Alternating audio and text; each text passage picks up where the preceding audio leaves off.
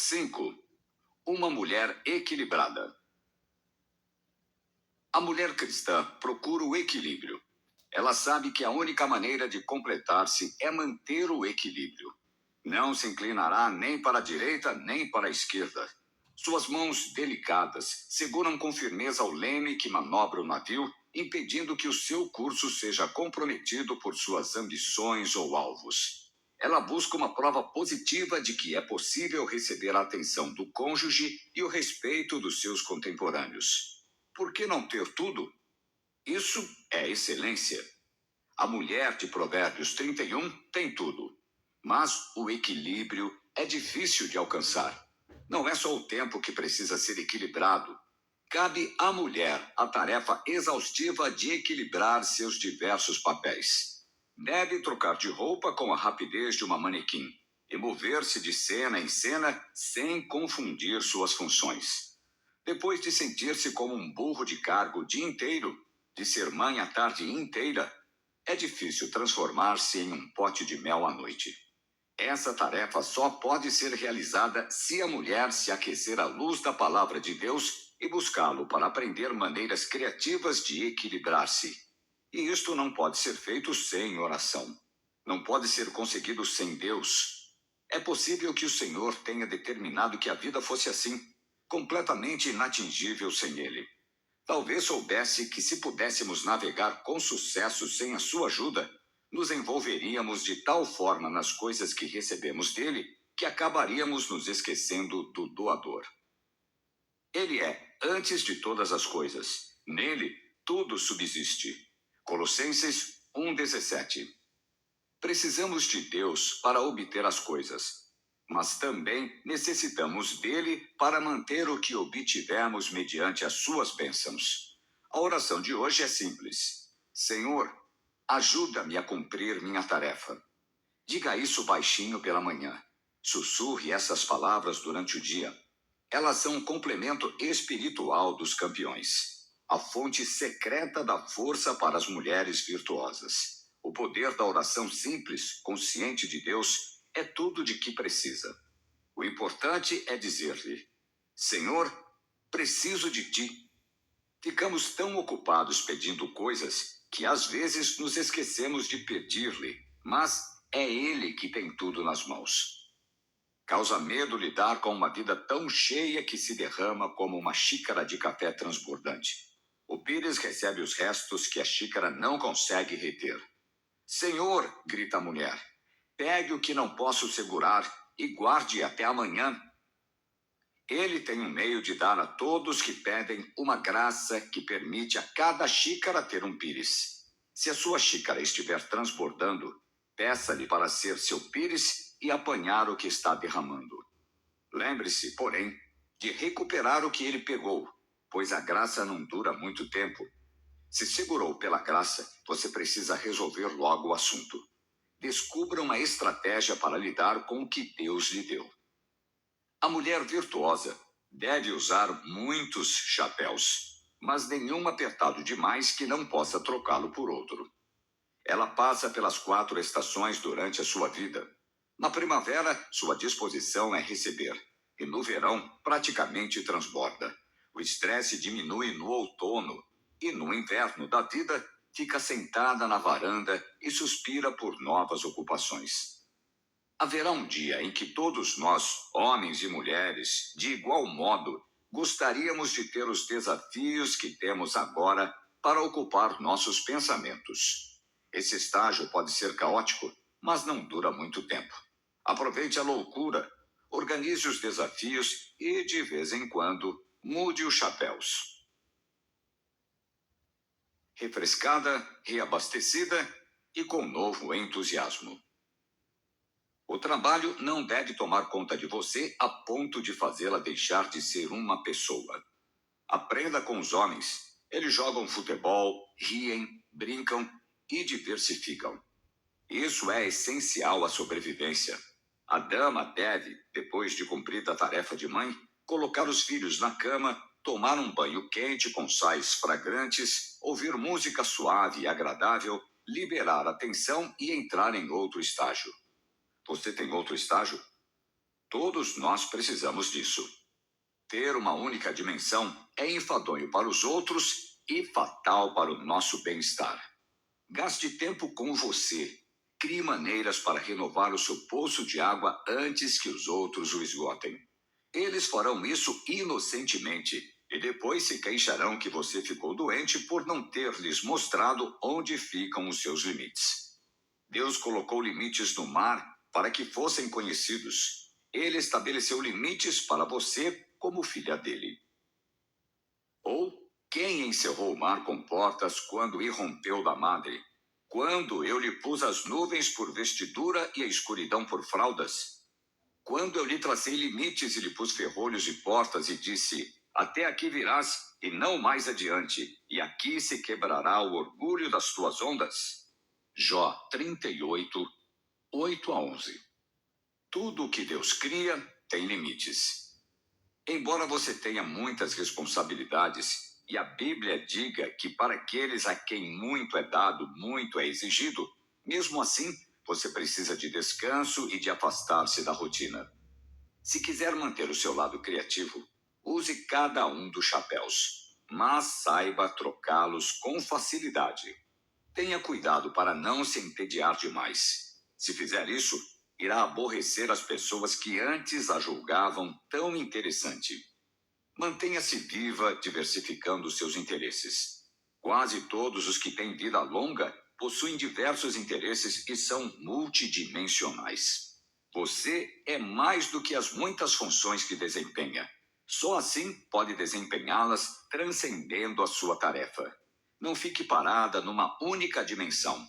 A dama é todas as coisas e precisa fazer muitas coisas. Todavia, permanece autônoma em relação ao que faz.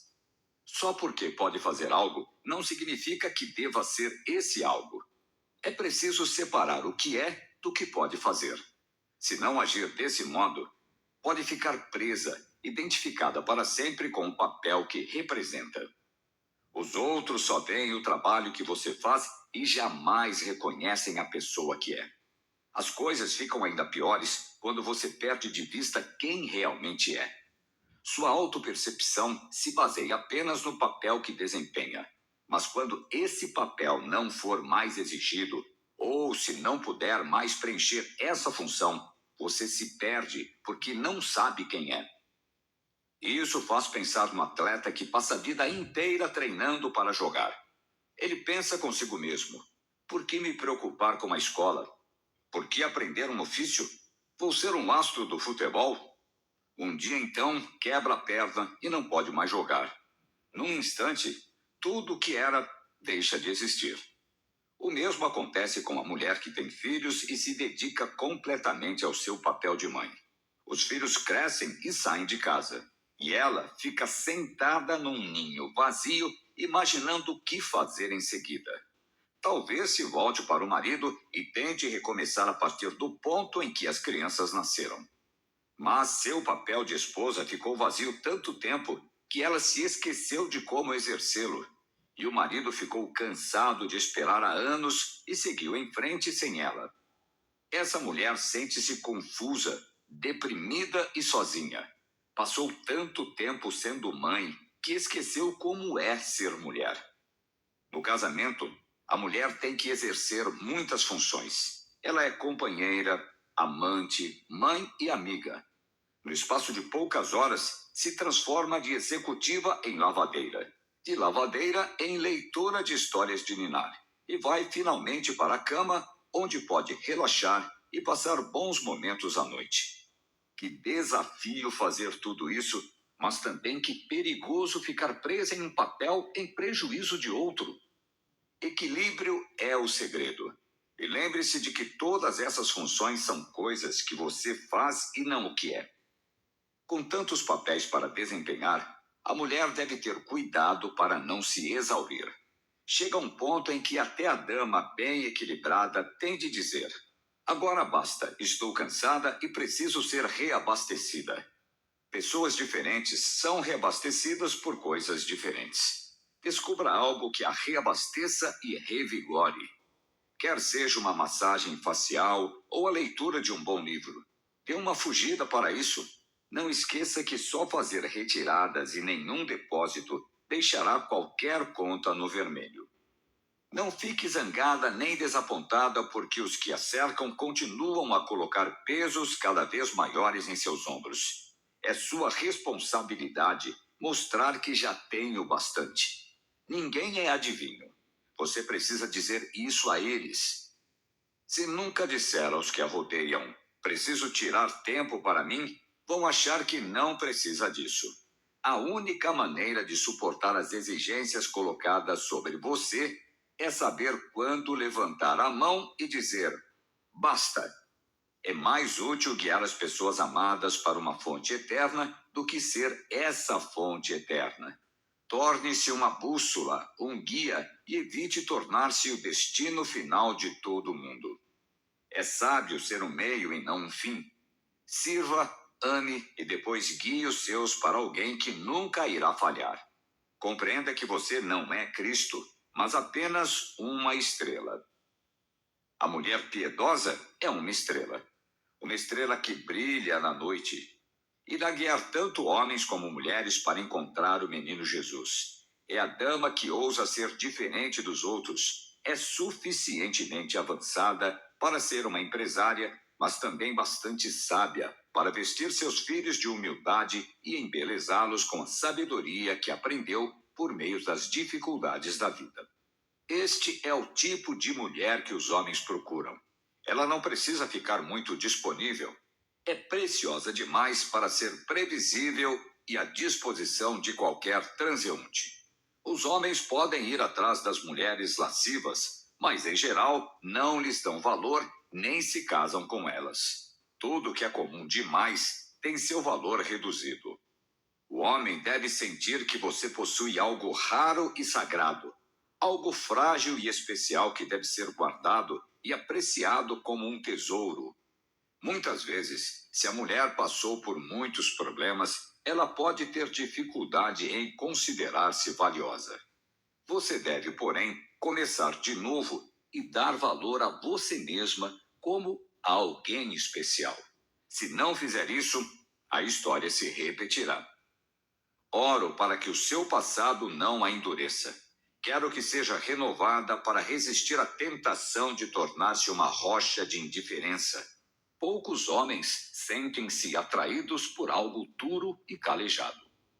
A mulher excelente não é um brinquedo com que os homens brincam. É o frágil vaso de cristal que todos contemplamos e admiramos. O homem conhece a diferença. Seu linguajar muda na presença dela. A dama é a mesa com o sinal de reservada. É uma obra marcada não toque. É a inveja dos comuns e o objeto do conhecedor. É o alvo de sua filha e a joia de seu marido. Suas palavras atraem mais do que suas roupas. É rica, quer more numa favela ou num condomínio. Cobre-se com as joias dos olhos radiantes e o brilho da esperança. A idade não a prejudica, porque ela é mais do que pele macia e ossos fortes. É tão distinta em seus cabelos brancos como era na juventude. A classe é sempre eterna. Não é o ícone da época, o modismo tolo e fanático. Tome, porém, cuidado, senhora, com os vampiros da vida. Há situações que surgem para todos como sanguessugas. Não permita que roubem o brilho de seu olhar e a esperança de seu coração. Cuidado com o maligno e todas as suas armas apontadas contra você. Quando Deus cria a mulher no livro de Gênesis, a primeira profecia sugere que haverá guerra entre ela e Satanás para sempre. Ele a despreza, e o sentimento é mútuo. A força sinistra das trevas apreciaria a oportunidade de invadir o tesouro da sua feminilidade e roubar as joias preciosas do seu coração. Ele a deixaria vazia se pudesse. Não permita isso. Compreenda que esse inimigo não aparece vestido de roupa vermelha e cauda, nem de maneira evidente. É um ladrão. Veste-se para a noite, embrulha-se no segredo e pode manifestar-se em sua vida como uma infância terrível ou um primeiro casamento nefasto. O diabo usa muitos trajes, mas seu propósito é sempre o mesmo. Esconda bem o seu tesouro para que o inimigo não o encontre. Esconda-o tão longe que as rajadas chuvosas de vento não levem embora o seu desejo de futuras experiências. Se isso acontecer, você foi roubada, minha dama. Foi realmente roubada. São muitas as mulheres roubadas. Na aparência são bem-sucedidas, mas por dentro não passam de pobretonas. A vida lhes tirou o otimismo. Não confiam em ninguém. Nada esperam e são difíceis de convencer. São as baixas de guerra. Perderam seu tesouro devido a algum incidente penoso que arrebatou sua esperança. Mesmo depois de terminado o incidente e já existindo alguém novo em sua vida, ficaram tão machucadas que não podem mais abrir inteiramente o coração. Ninguém pode bombear vida com um coração partido. É o mesmo que derramar perfume num frasco quebrado. Não importa quanto se coloque nele, o perfume sempre escoa.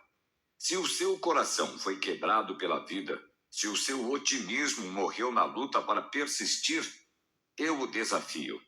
Agora vou falar de ressurreição para você. A dor diminui e o medo desaparecerá. A vida ainda vale a pena de ser vivida para todos os que creem. Esta é a hora da recuperação. Você não pode recuperar-se se houver ódio ou negativismo. Saia das lembranças sombrias e entre na luz. Você talvez tenha de proteger inicialmente o seu coração e colocar sua confiança e esperança em Deus. Em meio a um ataque violento, esconda-o em Cristo. Ele é a rocha em que os que sofrem podem esconder-se.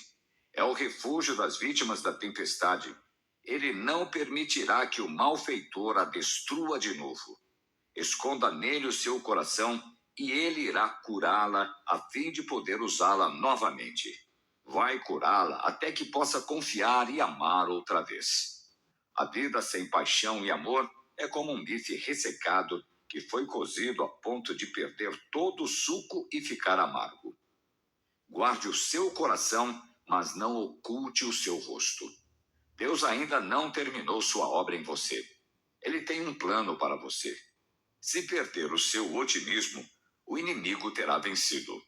Coloque a sua esperança no poder de Deus. Coloque o seu futuro nas mãos dele.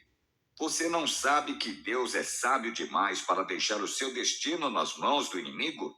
Não sabe que ele tinha algo especial em mente quando a fez? Preparou um papel específico que só você pode representar. Recuse-se a anular o plano dele só por causa da sua dor. Suporte-a como uma mulher ao dar à luz. Saiba que a dor vai passar e a promessa será cumprida. Suporte-a, sabendo que a dor não pode roubar o que o Senhor prometeu. A dor em geral é a parteira usada por Deus para ajudar-nos a dar à luz a grandeza que está afundada nas fibras de nossa alma. Essa dor é um alarme que anuncia à mulher que o neném está chegando. Se você está sofrendo, talvez seja por causa da chegada do nenê. Essa criança é o destino que Deus está fazendo nascer em sua vida e o sofrimento é um indicador seguro de que o seu parto está próximo. Não é a hora para desmaios, querida dama. Agarre as beiradas do leito e empurre. Agora, por que tamanho grito? Não há rei em ti? Pereceu teu conselheiro? Apoderou-se de ti a dor como da que está para dar à luz? Sofre dores e esforça-te, ó filha de Sião, como a que está para dar à luz, porque agora sairás da cidade e habitarás no campo e virás até Babilônia. Ali, porém, serás libertada. Ali te remirá o Senhor da mão dos teus inimigos. Miqueias 4, 9 e 10. É o seu descendente que ferirá a cabeça do seu inimigo e não você. É por isso que não pode parar até que dê à luz tudo o que Deus plantou em você. Eu lhe digo, dama, levante-se. Há um rei em seu útero e ele está infundindo vida em seu espírito. É o filho do destino, o descendente de amanhã e o vento da expectativa. Não aborte. Nutra essa criança, abrace-a, alimente-a, mas não a perca. Ela é o rei, o Cristo em você, a esperança e a glória. De fato, você compreenderá que tudo de que precisa para sobreviver já está em algum lugar do ventre esperando o nascimento. Em resumo, você está grávida da sua própria libertação. O próximo empurrão poderá ser aquele que a livrará de todo o seu passado. Começou a busca da mulher que quer entregar à sua geração uma virtude distinta. Ela é a fusão de Eva e Sara. Toda a sua geração será abençoada mediante a sua sobrevivência. Em cada geração e cada cultura, há poucas mulheres tão bem dotadas que até os críticos aplaudem e derramam lágrimas em memória delas. Essas são as mães das massas. Nem sempre chegamos a conhecê-las, mas observamos a sua influência sobre o mundo. A excelência dessas mulheres pode ser observada pelas lentes de uma câmera, é vista por intermédio da imprensa e cumprida em seus filhos. Essas são as damas de companhia que compõem o séquito da rainha. As damas cuja força delicada e comportamento digno transcendem as nossas diferenças e calam as nossas críticas. Vimos lampejos de mulheres realmente fascinantes, mulheres que têm os olhos sábios e o toque amável que aquece a nossa alma, como leite quente servido por uma avó nas noites insones. Essas mulheres, oriundas de vários ambientes e sugerindo opiniões e percepções morais diferentes, possuem um elemento requintado que transcende a diversidade. Elas nos mostram como sobreviver ao sofrimento e suportar a tristeza. Sua força não diminui os homens, afirma-os. São delas os seios dos quais eles extraem a esperança. São as mães dos poderosos. Têm sido as mães da criatividade na vida de alguns a quem jamais chegarão a conhecer. Sua serenidade provoca reverência. São as estrelas da noite das suas gerações. Não podemos senão concordar com a verdade das suas palavras e cruzar as mãos na sua presença. Lembro-me de minha mãe, uma mulher amável, com forças para construir um lar e poder para criar uma família. Recordo os dias da minha juventude. O cheiro dos biscoitos, o som do riso e o toque afetuoso eram acontecimentos diários. Aqueles foram dias em que o lar era uma realidade, não um mito, mais representado na tela da televisão do que na vida dos espectadores. Minha mãe pertencia a uma era de graça que desafiava a economia. Era uma dama, não por causa da abundância de bens que possuía, mas da abundância de classe que demonstrava. Posso ver ainda o vestido simples, engomado, que pedira por meio de um catálogo. A cintura fina e a saia esvoaçante cobertas por um avental, enquanto caminhava pela casa como se fosse um castelo. Ela parecia não notar que o teto tinha goteiras, o chão rangia e a porta de tela precisava ser consertada. Mesmo assim, emprestava à casa uma essência de feminilidade, transformando o prédio deteriorado em um ponto de atração que nos levava a querer voltar para casa. Por mais humilde que fosse, era o nosso lar. Minha mãe era a dama que fazia a casa tornar-se um lar. Meu pai comprar a casa. E isso foi tudo o que pôde fazer. Ele a comprou e a minha mãe a transformou em lar. Os lares não podem ser comprados. Eles devem ser criados. Criados pelo coração de alguém que tenha os ingredientes do amor e da orientação familiar, os quais, misturados à meiguice e à sensibilidade, criam uma aura sobre a cabeça dos filhos e flutuam em suas mentes até a idade adulta. Em termos simples, o que quero dizer é que você não precisa de um ambiente de cetim prateado para ser uma dama. Não precisa formar-se em uma universidade para ser uma mulher sábia. As damas não podem ser definidas simplesmente pela posição ou pela condição social. Algumas são casadas e outras solteiras. Algumas cuidam dos serviços domésticos, enquanto outras são profissionais. Talvez seja a sua autopercepção, mais do que qualquer outro empreendimento materialista, que as cria. É bem provável que a mística que enamora os homens e prende o coração das crianças seja criada pelo seu espírito. Não tenho certeza. Tudo o que sei é que posso perceber os primeiros traços dela no riso de minha filha. Posso senti-la no toque da sua mão em meu ombro quando estou cansado. Posso ver em seus olhos castanho escuros, profundos e brilhantes. Ela já está fazendo o curso Dama 101. Suas aulas começaram e as provas estão próximas. Ela deve ser protegida, não só das ameaças físicas, como também dos ataques emocionais. Esses ataques podem ser devastadores e provocar incomensurável sofrimento. Devemos proteger nossas filhas para que possam tornar-se mulheres excelentes.